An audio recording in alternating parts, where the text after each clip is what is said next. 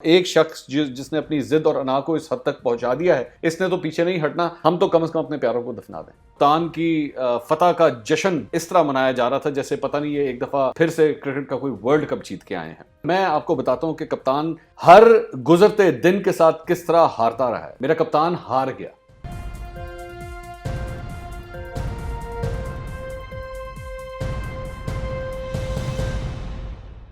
अस्सलाम वालेकुम नाज़रीन, मैं हूं मंसूर अली खान। अपने वीलॉग में आपको खुशामदीद कहूंगा। नाज़रीन, सबसे पहले आपसे दरख्वास्त के चैनल को सब्सक्राइब करना मत भूलिएगा और बेल आइकन ज़रूर प्रेस कीजिएगा और अपना फीडबैक ज़रूर दीजिएगा। आपका फीडबैक हमारे लिए बहुत ज़रूरी है। नाज़रीन, कल से लेकर अब तक जो डेवलपमेंट हुई है, मेरे कप्तान कोयटा पहुँच चुके हैं और बिलाखिर, बल्कि मुझे कहना चाहिए कोयटा पहुँच चुके हैं। पिछले 24 घंटे के अंदर, बल्कि कल रात से जो सिलसिला शुरू हुआ, हमने आपको पहले ही ये खबर दे दी थी अपने पिछले वीलॉग के अंदर के कप्तान जो है वो कोयटा आ रहे हैं और मामला जो है वो तय पा गए हैं। ट्विटर के ऊपर मैंने ट्वीट भी किया था कि मामला जो है वो तय हो गए हैं। अच्छा, उसके बाद से लेकर अब तक जाहिर बात है कि जो प्रोपेगेंडा मशीन्स थी उन्होंने सोशल मीडिया के ऊपर, ट्विटर के ऊपर और यूट्यूब के ऊपर बल्ले बल्ले करना शुरू कर दिया। वो कप्तान जीत गया, कप्तान जीत गया। अच्छा, मुझे अफसोस जो सबसे पहले हो रहा था वो ये था कि कप्तान की फतह का जश्न इस तरह मनाया जा रहा था जैसे पता नहीं ये एक दफ़ा फिर से क्रिकेट का कोई वर्ल्ड कप जीत के आए हैं। अफसोस हो रहा था, हैरानगी हो रही थी कि ये किस किस्म का सेंटिमेंट है कि कप्तान को जो है जैसे हार पहनाने की कोशिशें की जा रही हैं कि जनाब कमाल कर दिया, डट के खड़ा है कप्तान और कप्तान झुका नहीं। लेकिन मजमूई तौर पर मैं आपको बताता हूं कि कप्तान हर गुजरते दिन के साथ किस तरह हारता रहा है। मेरा कप्तान हार गया। मेरा कप्तान किस तरह हारा? मेरा कप्तान इस तरह हारा कि मेरे कप्तान ने यह वादा किया था, यह कस्में खाई थी कि जब नया पाकिस्तान बनेगा, जब मैं आऊंगा तो हजारा कबीले के इन अफराद को इस तरह बेदर्दी से कत्ल नहीं किया जाएगा। जब उन 11 अफराद की लाशें वहां पे पड़ी हुई थी ना, जब उनके गले काटे जा रहे थे, मेरा कप्तान वहीं हार गया था। उसके बाद ये मेरे इसी कप्तान ने कहा था कि मैं जब आऊंगा तो 1 महीने के अंदर अंदर ये सब कुछ नहीं होगा, लेकिन ये फिर भी हुआ। मेरा कप्तान हार गया। उसके बाद ये कहा गया कि जनाब आइंदा अगर कभी इस तरह का कोई वाकया पेश आएगा तो हम लोग बैरूनी हाथ का बहाना नहीं बनाएंगे, चाहे बैरूनी हो चाहे अंदरूनी हो, ये हमारे होते हुए नहीं होगा। लेकिन इसके बावजूद ये वाकया पेश आया, मेरा कप्तान हार गया। उसके बाद जब ये वाकया पेश आया और उसके बाद वहां पर उन लोगों ने, उन शोहदा के लवाहिकीन ने उनकी लाशें वहां पर रखी और धरना देना शुरू किया। जैसे ही उस धरने का आगाज हुआ, मेरा कप्तान हार गया। उसके बाद आपने अपने वुज़रा को भेजने का सिलसिला शुरू किया। आपने वहां पर शेख रशीद साहब को भेजा। शेख रशीद साहब का कोई ताल्लुक नहीं था। वही शेख रशीद साहब जिनके बारे में रिपोर्ट किया गया कि जिन्होंने काबीना के इजलास में बैठ के कहा कि इस तरह के वाकयात तो होते रहते हैं, अब क्या हर वाकये के ऊपर जो है वो कप्तान वहां पे पहुंच जाए? मेरा कप्तान यहां पे हार गया। उसके बाद आपने अली जैदी साहब को भेजा, आपने जुल्फी बुखारी साहब को भेजा। वो भी जाके गुफ्तगू करने के बाद नाकाम लौटे। मेरा कप्तान यहां पर भी हार गया। उन लोगों ने दर्दमंदाना अपीलें की, आपसे दरख्वास्त की कि खुदारा हमें और कुछ नहीं चाहिए, हमारी लाशें यहां पे पड़ी हुई हैं, इन लाशों को हम दफनाना चाहते हैं, खुदारा एक दफा यहां पर तशरीफ ले आए। लेकिन आप नहीं गए, आप यहां पर भी हार गए। उसके बाद जब यह सिलसिला अभी चल रहा था तो आपने एक तकरीर की। आपने अपनी उस तकरीर के अंदर यह कहा कि कोई मुझे ब्लैकमेल नहीं कर सकता।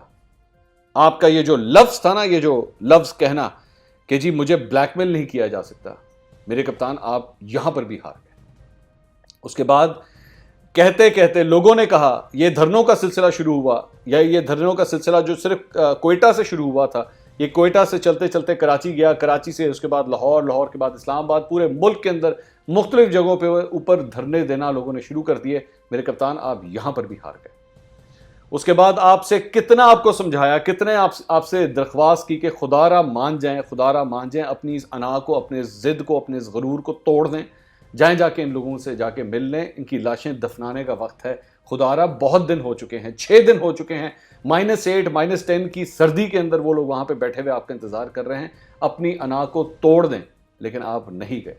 जो शख्स अपनी अना उन 11 जनाजों के सामने नहीं तोड़ सकता ना, वो शख्स वहीं पे हार जाता है। मुझे अफसोस इस बात का है कि इस पूरे वाकये ने आपका वो रूप इस कौम को दिखाया है जो जो सीने में दर्द नहीं रखता, जो सीने में दिल नहीं रखता, जो किसी किस्म के एहसासात नहीं रखता। क्योंकि हर वो शख्स, हर वो पाकिस्तानी जिसने उन मजलूम बच्चियों को उस टीवी के ऊपर देखा जो बार बार रो रही थी, जो बार बार चीखें मार रही थी, दर्द और गम से गिड़गिड़ा रही थी कि हमारी सिर्फ एक डिमांड है कि इमरान खान साहब आप आ जाइए ताकि हम अपने प्यारों को वहां पे दफना सके, लेकिन आप इसके बावजूद भी नहीं आए। जिद आपने सिर्फ अपनी वही पकड़ के रखी हुई थी कि पहले इन लाशों को दफनाओ, जब तक इनको नहीं दफनाओगे मैं नहीं आऊंगा। आपके चाहने वाले, आपके सपोर्टर, आपके वोटर वो ये इंप्रेशन देने की कोशिश कर रहे हैं कि देखा हमारे कप्तान ने फिर आखिर अपनी जिद पूरी कर ली ना। अपनी जिद पूरी करने से आपने इस कौम के लिए कुछ नहीं किया, सिर्फ और सिर्फ आप हारे हैं। सिर्फ इस पाकिस्तानी कौम, वो लोग जो आपके मुखालिफिन हैं, आम पाकिस्तानी, सिर्फ उनकी निगाह के अंदर आप नहीं हारे, आप अपने तहरीक इंसाफ के सपोर्टरों वोटरों के दरमियान भी हारे हैं। मैंने बहुत से पीटीआई के सपोर्टर्स और वोटर्स को देखा ये ट्वीट्स करते हुए, ये कहते हुए कि आप गलत कर रहे हैं, ये वो कप्तान नहीं है जिसको हमने वोट दिया था, ये वो शख्स नहीं है, उस शख्स के सीने में दिल था, उस शख्स के सीने में दर्द था, लेकिन आप नहीं गए। इसके बावजूद कल जब मुज़ाकरात हो रहे थे, मुज़ाकरात के बाद मैं अली ज़ैदी साहब की तकरीर सुन रहा था और आपकी उस तकरीर के अंदर, अली ज़ैदी साहब की उस तकरीर के अंदर भाषण दिया जा रहा था गवर्नेंस के ऊपर। वो 11 लाशें वहां पे पड़ी हुई हैं, वो 11 जनाजे वहां पे पड़े हुए हैं, उनके खानदान वाले वहां पे बैठे हुए हैं और आप गवर्नेंस की बात करते हैं। आपके ख्याल में वहां पे वो लोग जिनके प्यारे अपने साथ पड़े हुए हैं वो बैठ के आपके गवर्नेंस के बारे में सुनना चाहेंगे कि जनाब अगर गवर्नेंस अच्छी होती तो इस तरह के वाकयात ना होते? इसका मतलब है आपकी गवर्नेंस थी ही नहीं।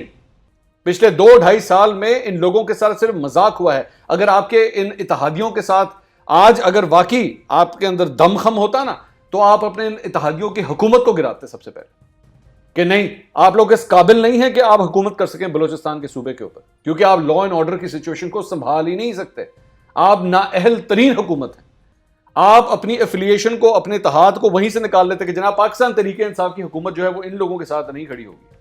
लेकिन क्या करें, हुकूमतें करना ज्यादा जरूरी है, इत्तेहाद बरकरार रखना ज्यादा जरूरी है, क्योंकि अगर इत्तेहादियों के खिलाफ कुछ कर दिया तो फिर हुकूमतें किस तरह चलेंगी, फिर कुर्सियां किस तरह रहेंगी। आप मेरे कप्तान यहां पर भी हार गए। अली ज़ैदी साहब का भाषण मैं सुन रहा था, वो और उसके बाद जो सीएम बलूचिस्तान थे, उन्होंने जिस किस्म की बातें वहां पे करना शुरू की, क्या वो वक्त था? वो आधे पौने घंटे की जो तकरीरें की गई, क्या वो सुनना चाहते थे लोग? मेरा ख्याल में जाम कमाल साहब जो वजीर आला बलूचिस्तान हैं, शायद उनको जिंदगी में कभी इतना बड़ा मौका नहीं मिला था कि वो इतनी बड़ी ऑडियंस से खिताब कर सकते। हर कैमरा उनके ऊपर था और एयर टाइम उनको मिल रहा था और वो भी अपने दिल की भड़ास निकाल रहे थे कि आज तो हर पाकिस्तान का टेलीविजन चैनल का कैमरा जो है आज मेरे ऊपर है, अपने इस मौके को, अपनी इस अपॉर्चुनिटी को ग्रैब कर लो। दिल खोल के उन्होंने बातें की बैठ के, जबकि वो स्टेज नहीं था उन बातें करने का। उस जगह के ऊपर जब वो मुज़ाकरात हुए थे तो सर जो है वो शर्म से झुका हुआ होना चाहिए था कि हमें माफ़ कर दें, हाथ जोड़ के उन लोगों से माफ़ी मांगनी चाहिए थी कि हमें माफ़ कर दें, हमने 6 दिन आपके साथ ये सब कुछ किया है, 6 दिन इस सर्दी के अंदर आप लोगों को इस कंडीशंस के अंदर हमने रखा, सिर्फ एक शख्स की अना के पीछे कि मैं नहीं आऊँगा चाहे जो मर्जी हो जाए, पहले लाशों को दफनाओ, पहले लाशों को दफनाओ, जब तक लाशें नहीं दफनाई जाएंगी मैं नहीं आऊँगा। आपके आने का कोई फायदा नहीं है। मैं हजारा बिरादरी के सेंटिमेंट से अच्छी तरह वाकिफ हूं, मेरी वहां पे लोगों से बात हुई, वो आपके इस जेस्चर से खुश नहीं है। और ये भी मत समझिएगा कि उन्होंने अगर दफनाने का फैसला किया है तो वो आपकी वजह से किया है। उसकी मजहबी वजूहात हैं जिसकी वजह से उन्होंने कहा कि अब एक शख्स जिसने अपनी जिद और अना को इस हद तक पहुंचा दिया है, इसने तो पीछे नहीं हटना, हम तो कम से कम अपने प्यारों को दफना दें। आपका ये जो चेहरा लोगों ने देखा है ना, आपकी सोच से बाहर आई, आपकी कितनी बड़ी हार है। मेरा ख्याल में आपके सियासी करियर की इससे बड़ी हार कोई हो ही नहीं सकती। पाकिस्तान तहरीक इंसाफ के अपने वोटरों से, अपने सपोर्टरों से, मेरी वो लोग जो दिलो जान से आपको चाहते थे, मेरी उनसे बात हुई, वो हैरान है और परेशान है कि हर ये हमने कप्तान का कौन सा रूप देखा है।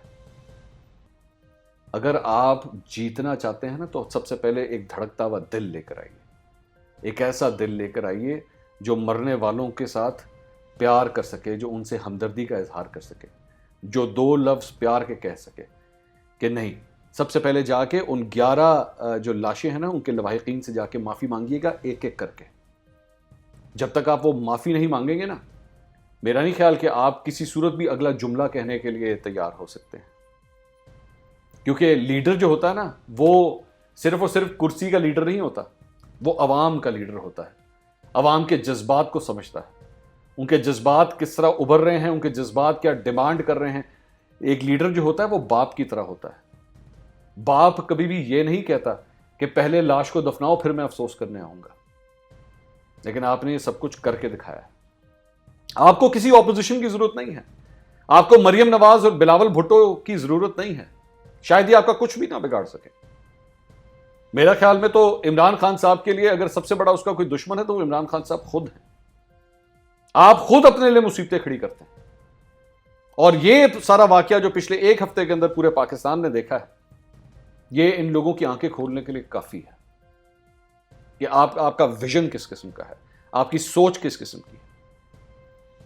मैं इस वाकये के बाद अब सिर्फ यही दुआ करता हूं कि खुदा न खास्ता सरजमीन पाकिस्तान के ऊपर आइंदा कभी इस तरह का कोई वाकया ना हो, और कहीं लोग बेवकूफ़ी में आके ये डिमांड ना कर बैठे हैं हाकिम वक्त से कि हमारे पास आओ, क्योंकि उन लोगों को इस बात का एहसास होना चाहिए कि तुम लोग मर जाओगे सर्दी के अंदर, तुम मर जाओगे भूख और प्यास के अंदर, ये शख्स तुम्हारे पास नहीं आएगा।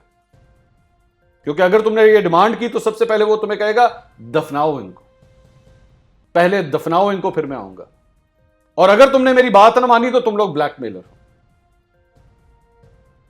ये पैगाम छोड़ के गए हैं आप पूरे मुल्क के लिए,